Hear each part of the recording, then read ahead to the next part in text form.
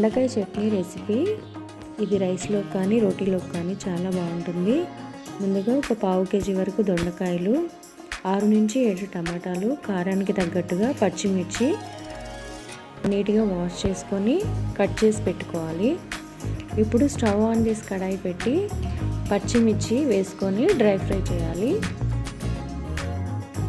దీనిలో 3 స్పూన్స్ వరకు oil add చేసుకొని ఫ్రై చేసుకోవాలి. ఇప్పుడు మిక్సీ జార్లో 2 స్పూన్స్ పల్లీలు, 4 వెల్లుల్లి, కొంచెం జీలకర్ర వేసుకొని మిక్సీ పట్టి ఫ్రై చేసిన పచ్చిమిర్చి కూడా ఈ మిక్సీ జార్లో వేసుకోవాలి.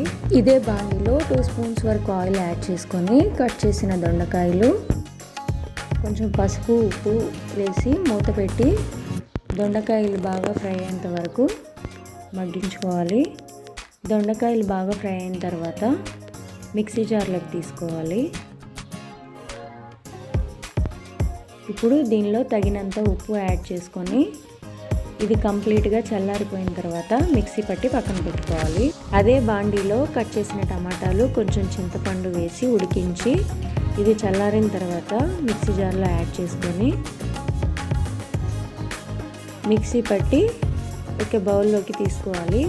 ఇప్పుడు తాలింపు కోసం స్టవ్ ఆన్ చేసి వేరే కళాయి పెట్టుకొని తాలింపు దినుసులు, ఎండుమిర్చి, కరివేపాకు యాడ్ చేసుకొని ఈ పచ్చడిలో మిక్స్ చేసుకోవాలి. అంతే అండి, దొండకాయ చట్నీ రెసిపీ.